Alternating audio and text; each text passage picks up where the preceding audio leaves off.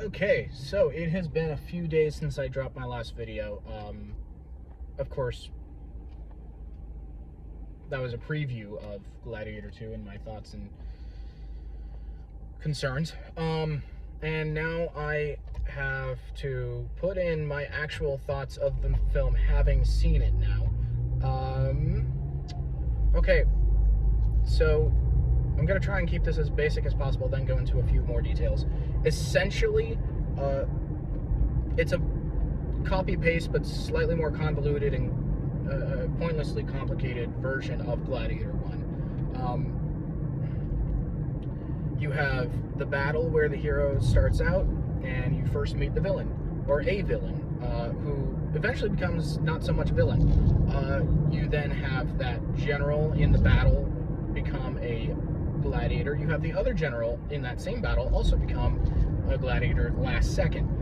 You have the kind of pushy, edgy slave gladiator owner, but he also is kind of the emperor, or becomes a puppet master of the emperor, of the emperors, and then the emperor specifically, because there are two of them, and we don't know how those two emperors got to power. We just know they're gross and very superficial, as are most of the characters. Most of the characters are very superficial versions of the characters that they resemble or first portrayed in Gladiator. So yeah, you have the slave owner, you have the gladiator games, you have him looking to be free, but you also have him trying to get revenge on the first villain, who also becomes kind of a hero. And then you also have him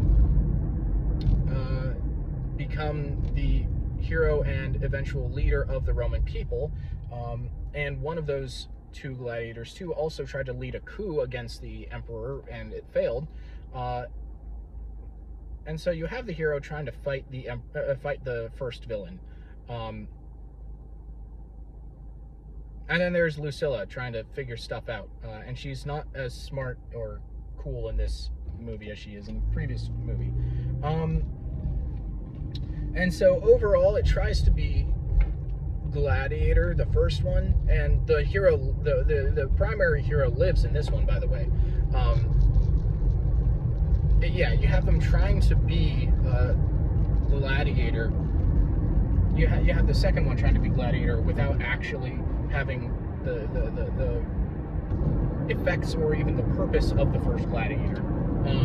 So it doesn't really know what it's trying to be. Okay, so that's the broad view of it. There are details, of course. So I'll go into those details right now, because when else or how else am I going to do it? You have Lucius as the main character in this film. He has a wife, and we see her this time, and we don't feel anything for them, because she is a warrior, a female warrior, a woman warrior. I don't know what you would want to call them. And of course, I'm not going to comment on that kind of thing, because we saw similar things kind of pop up in the first movie, and I'm not going to talk about any historical accuracy or anything like that either. Anyway, we don't feel anything for him and his wife. She is killed in battle, and he is outraged about it, and so he wants to kill the general who led the army against his barbarian city. That's right, Lucius is a barbarian apparently right now. We don't find out why until about halfway through the movie, and we're pretty disappointed why. Anyway, so he is on a rage fest while a slave to the Roman Empire, against the Roman Empire, and more specifically Acacius, also known as Pedro Pascal. And we really only know him as Pedro Pascal this entire film, because that's how most audience will see him. Him and Denzel Washington. Let's see. Okay, so he's a slave, he's a gladiator, and then we are told that the gladiator, the rule in being a gladiator is, this is the road to freedom. If you live throughout these games, then you are likely to be freed. That was not a rule, that was an exception to the rule in the first Gladiator, and it kind of added some stakes, added some purpose to Maximus being a gladiator. Yes, so we already find out that Maximus's character is kind of copied and pasted in two different characters. One is Lucius, who is fighting for the barbarians. The other is Acacius, aka Pedro Pascal, who is fighting for the Roman Empire, and they're both generals for those things. One of them loses and becomes a slave, the other one wins, and much later is put into the gladiatorial arena. Let's see. And they're much more superficial and not as good versions of Maximus. So there you go. Let's see. Yes, so Lucilla is also in this film. She comes back. She is apparently taken Acacius as her new husband. So Acacius doesn't like the emperors that he's working for. That's right, there are two of them, twin emperors. We don't know how they got into power. This is 15 years after the events of GladIIator 2, which is really funny because we are even 25 years after the release of the, almost 25 years after the release of the first GladIIator film. So he doesn't like the two emperors who are telling him to go conquer all these nations for the glory of Rome.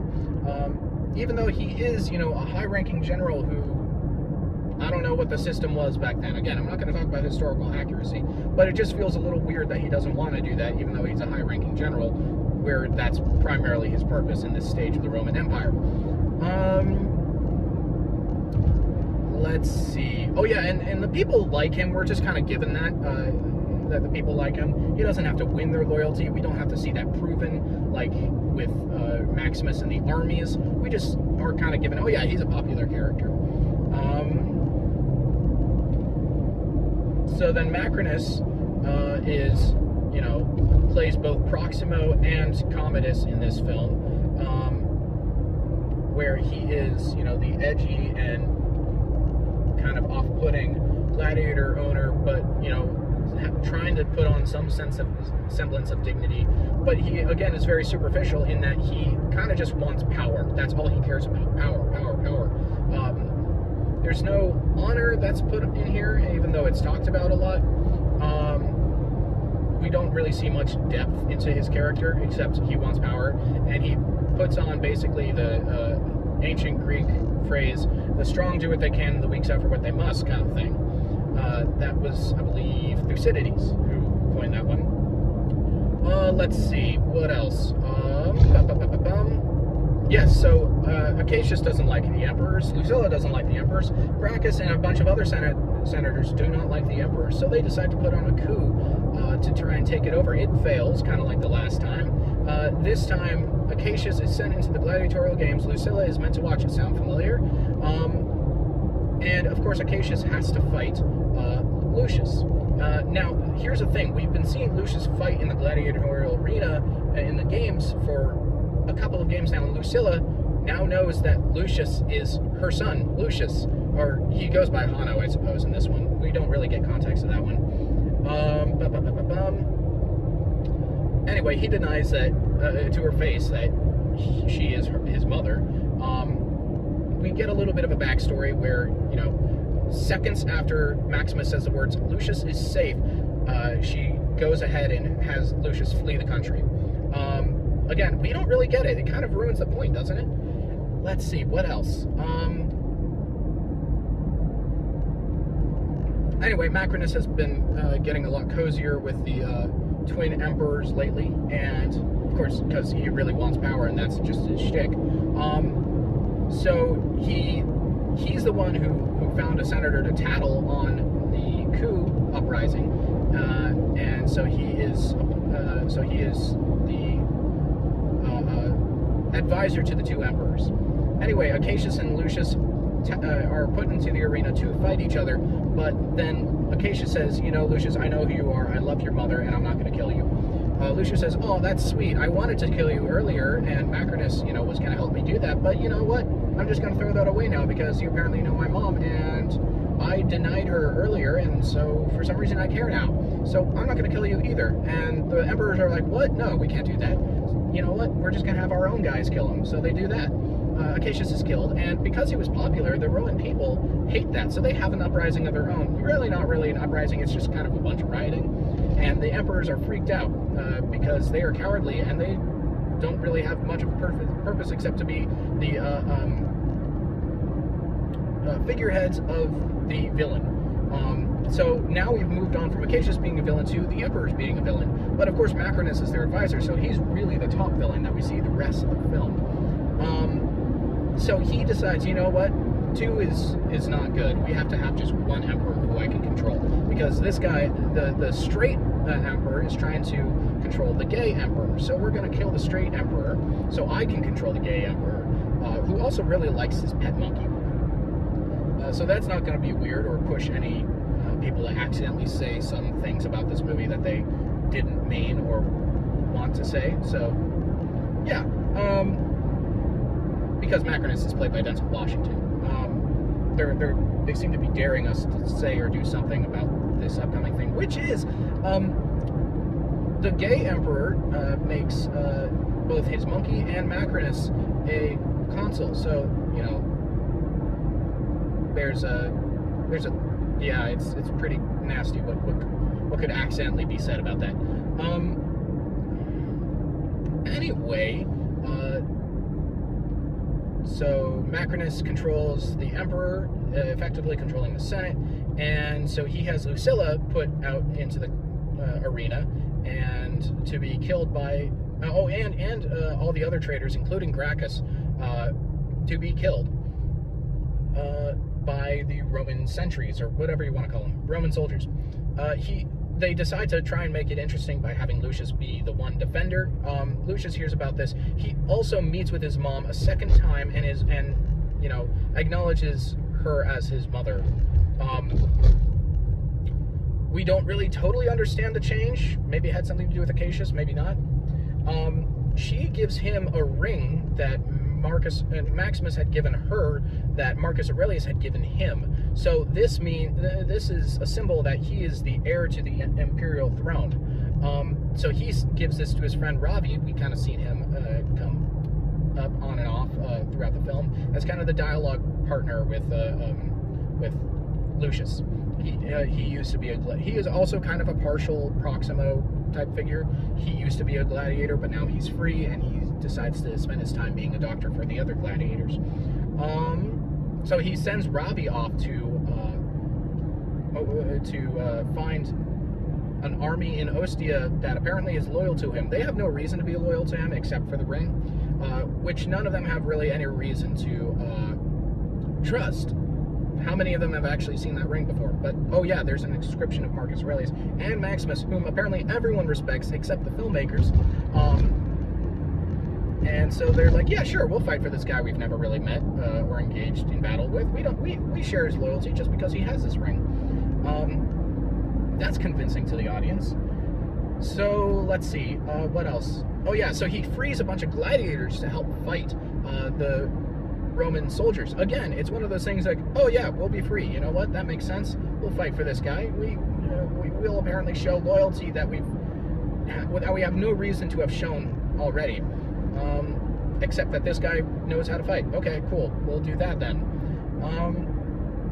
It's not the loyalty of the soldiers or the gladiators that we saw in the first movie of Gladiator. So, because of this, Macrinus' plans are a little problematic, or the situation is a little problematic for Macrinus. So he decides, you know what, there's too many gladiators, they have too much of a chance of winning, I'm just going to kill Lucilla. He does that. He shoots her with an arrow, and then flees to his army, who is about to meet Lucius's army outside of Rome. So Lucius sees that he runs after Macrinus. He meets Macrinus between the armies, and they battle it out. Who wins between a buff gladiator, 28-year-old gladiator, and a older, like 68 or something year old senator, politician person? Well, of course, it's the gladiator. They take their time with that, though. And so then he says, hold up, you two armies, you're actually going to be working for me, because look at this ring. I am the emperor I am the new emperor. I'm Lucius. And my grandfather was Marcus Aurelius. You respect him, that's why you're going to respect me. The same way you did for Maximus, who also happens to be my father. Because that makes sense. Because that, you know, works with the whole purpose of Gladiator 1, which is he loves his family. He wants to be back with them, and of course, he's arrested for not wanting to be with the new emperor, wanting to, work for the new emperor, and his family is killed, and so we feel his pain so much in that movie because he had another woman who he apparently conceived a child with named Lucius, who's about the same age as his own son. So he would have been conceiving 2 children at the same time with 2 different women, and we would have had the same emotional connection. No, I'm sorry, that doesn't work. I'm getting a little more serious with that.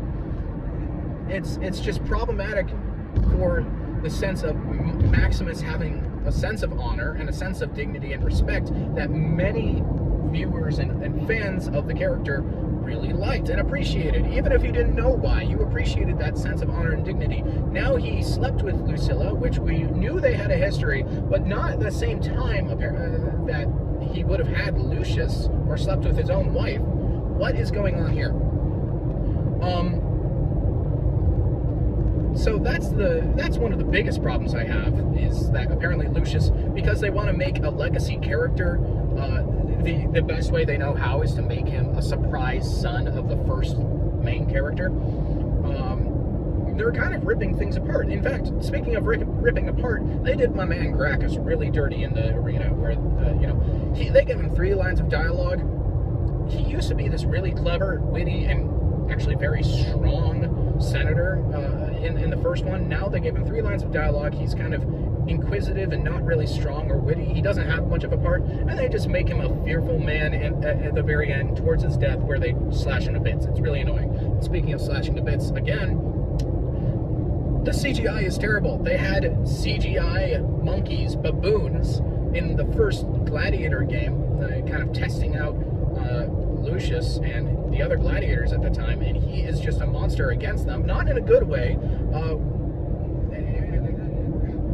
Seriously, in the first Gladiator film, they had real tigers. They didn't have them all in the same place. They had composites put together. In this, they just have straight up CGI monkeys, so they can have it in real time. It's not cool. You can tell it's CGI too. And then speaking of gladiators being tested, there's a scene that pretty much mirrors the first Gladiator film in the second Gladiator film, where the gladiator owner and his assistant are testing out all the gladiators to see how good they are.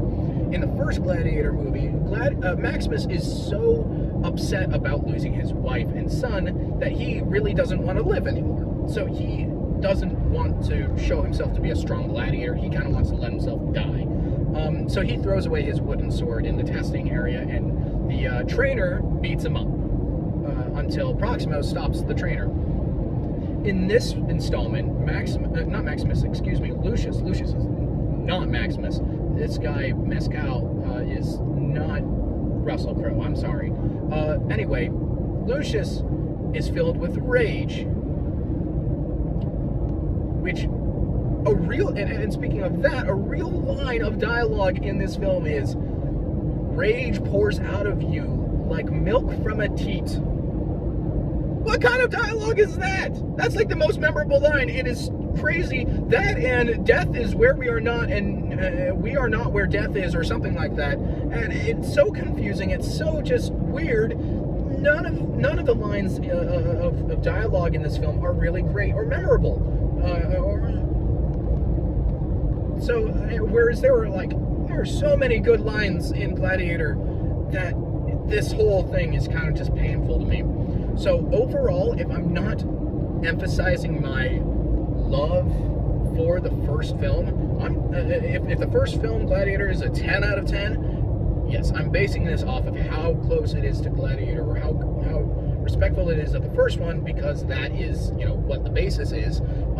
If Gladiator is a 10 out of 10, Gladiator 2 is at best a 5. It's, it takes a really good IP, it has maybe a generally interesting story plot, but the execution is so poor and not really interesting that it is one of those things that I would use as kind of like, I would have it playing in the background while I was doing something else. That's the quality of this film. On its own, I would give it a 3 because you have to have seen the second one, and if you're gonna disconnect it from the second one, it's kind of messed up. Or maybe not even a 3, actually. I'm gonna take that back, because if it has no connection to the last one, there's little to no respect that you need to have for Maximus or the first Gladiator film. So, you know, it could be, you know, your classic 2020s meh film. So, you know, 5 or 6 on its own. 5 at the most for being connected to Gladiator as an IP. Anyway, how long am I running? 20 minutes. Okay. Those are my thoughts on Gladiator 2, specifically. The characters were superficial. The actors were good. Like, they did their best with what they were given, but the characters were really superficial. They were clearly based off the other characters in Gladiator, and I don't really recommend watching this movie. You know, I love showing Gladiator to friends who haven't seen it. It's one of my all-time favorite pastimes to do. So I would not do the same thing for this. Like, I wouldn't have, if they had a full series of Gladiator, I would not do like a marathon with this. It's not great. Yeah, so that's my review on that. I don't think I have any other last second details. Let me know what you guys think in the comments. Like, subscribe, do the whole YouTube thing. Share if you want. I tried to do it a little more fast. So I have a little more energy today. And I've been meaning to get this video out for a while. Y'all have a great rest of your day. Happy Thanksgiving, and God bless. See you in the next one.